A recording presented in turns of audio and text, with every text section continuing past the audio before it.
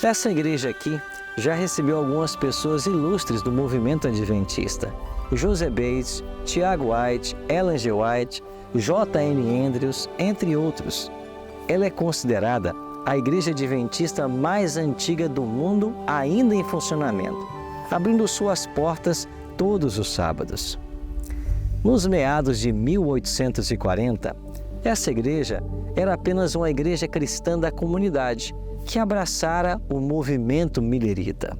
Mas, com a vinda de Raquel Oakes, que veio morar aqui com sua filha, chamada Raquel Delight Oakes, que era professora numa escola da região, muita coisa começou a acontecer.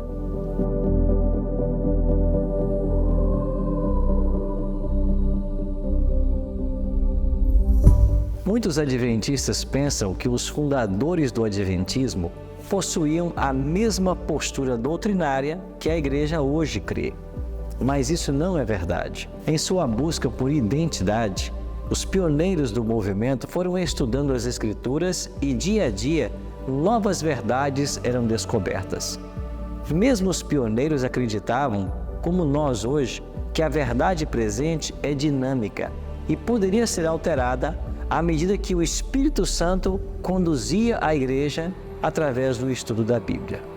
Por outro lado, certas crenças que a igreja adotou com o passar dos anos são tão fundamentais que definem em sua essência o que é ser um adventista.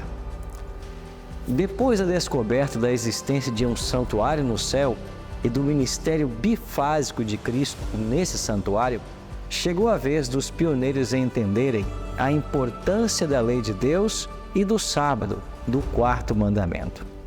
Como os adventistas tornaram-se sabatistas? Em que circunstâncias a verdade do sábado chegou aos ouvidos dos pioneiros do nosso movimento? Na obra Nisto Cremos, que mostra em detalhes cada crença dos adventistas do sétimo dia e também que elas se fundamentam solidamente na Bíblia e centralizam-se em Jesus, se reconhece a dívida que a igreja adventista tem com a igreja cristã ao longo da história.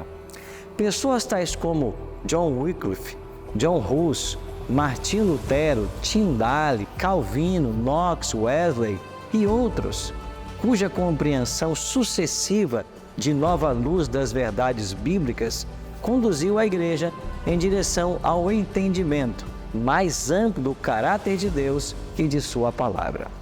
Nesse aspecto, os adventistas são herdeiros de várias verdades bíblicas redescobertas antes mesmo do seu surgimento profético.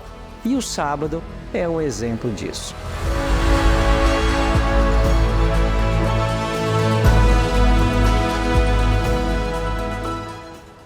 A senhora Raquel Oakes, depois de um segundo casamento, Raquel Preston, era batista do sétimo dia. E como não havia aqui uma congregação batista, ela passou a frequentar esta igreja cristã, que havia aceito a mensagem millerita. Certa ocasião, o pastor Frederick Wheeler, um ministro metodista que havia aceitado a mensagem millerita no ano 1842, estava aqui realizando uma cerimônia de Santa Ceia. E Raquel Oakes estava presente aí na igreja. Em seu sermão, o pastor declarou que todos deveriam guardar todos os mandamentos de Deus. Durante aquela semana, ele foi visitar a senhora Raquel Oakes. Então, ela lhe disse que por ocasião do sermão da Santa Ceia que ele havia pregado, ela quase havia se colocado em pé no meio da igreja para dizer: pastor, cubra a mesa da ceia, porque o Senhor não está observando os mandamentos de Deus.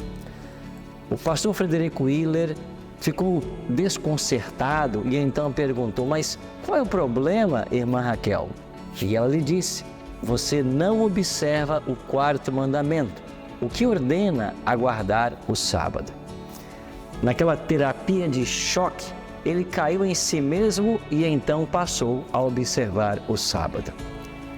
Frederick Wheeler foi provavelmente o primeiro ministro millerita a guardar o sábado na América do Norte.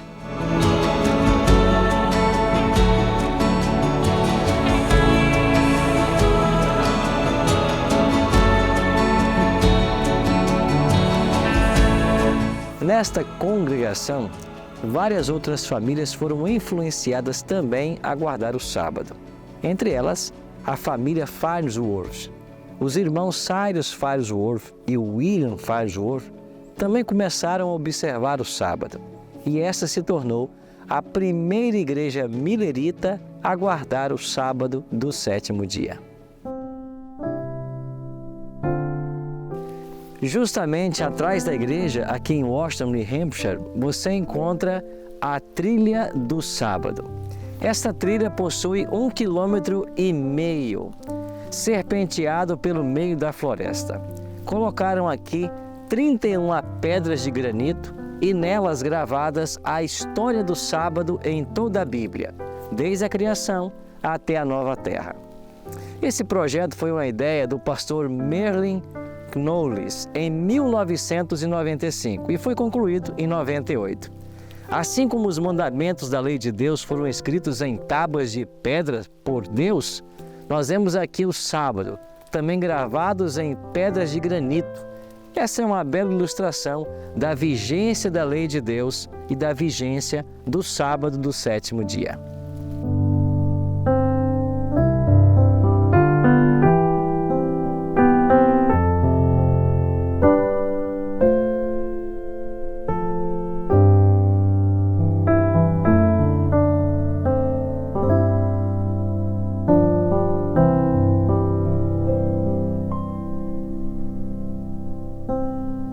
Além do pastor Frederick Wheeler, outro pastor, Thomas Preble, também aceitou a mensagem do sábado.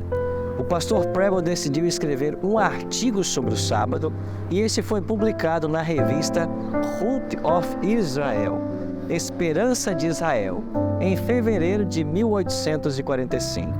Esse artigo foi lido por algumas pessoas e entre elas estava Joseph Bates, que morava aqui em Fairhaven, Massachusetts. Bates ficou convencido do sábado e passou a observá-lo em abril daquele ano.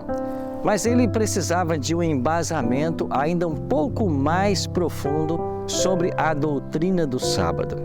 Ele descobriu que havia uma congregação que estava observando o sábado em Washington, New Hampshire, e para lá ele foi em busca de mais conhecimento.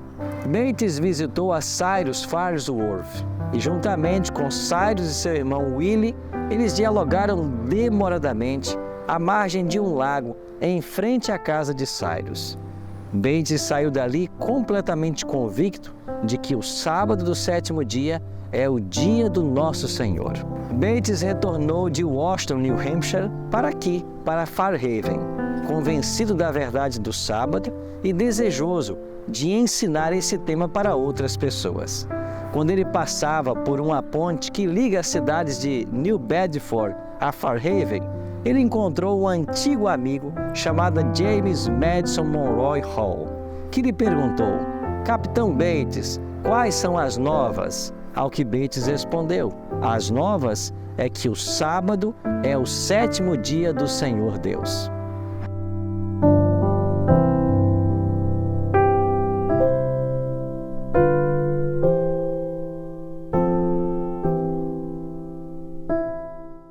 Quando chegou em sua casa, Joseph Bates escreveu os seus tratados sobre o sábado.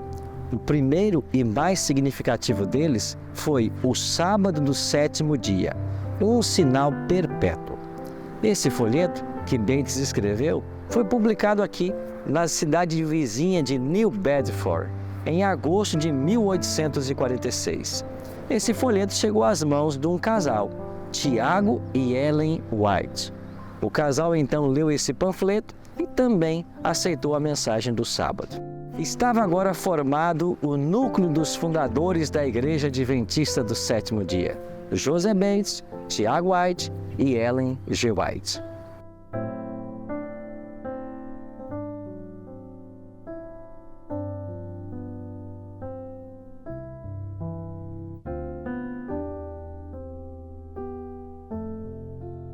Esta capela foi construída pela Sociedade do Segundo Advento e dedicada por Josué Raimes, no ano de 1860.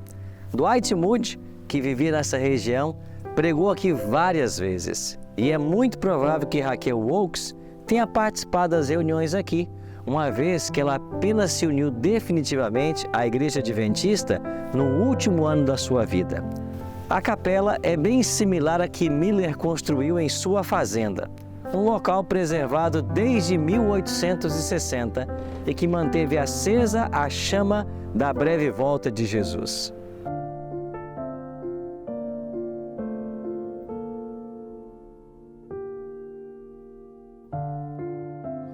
Depois de passar do tempo do grande desapontamento de 1844, Raquel Oakes aceitou também os ensinos da Igreja Adventista. Mais tarde, ela se casou com Nathan Preston e voltou aqui para sua cidade natal. No último ano de sua vida, achou-se em harmonia com o que realmente veio a se tornar a Igreja Adventista do Sétimo Dia. Aqui está a sua sepultura, ao lado do seu esposo Nathan. Deus usou essa mulher de forma extraordinária para que os adventistas tornassem-se agora sabatistas. E mais uma verdade bíblica foi abraçada por esse movimento profético. Logo atrás da sepultura de Raquel, está aqui uma placa com os seguintes dizeres: Raquel Preston foi usada por Deus em trazer a verdade do sábado para a Igreja Adventista em Washington, New Hampshire, a qual tornou-se a primeira Igreja Adventista do sétimo dia na América. Graças a essa mulher e a mensagem que ela espalhou em várias regiões, a Igreja Adventista tornou-se agora do sétimo dia.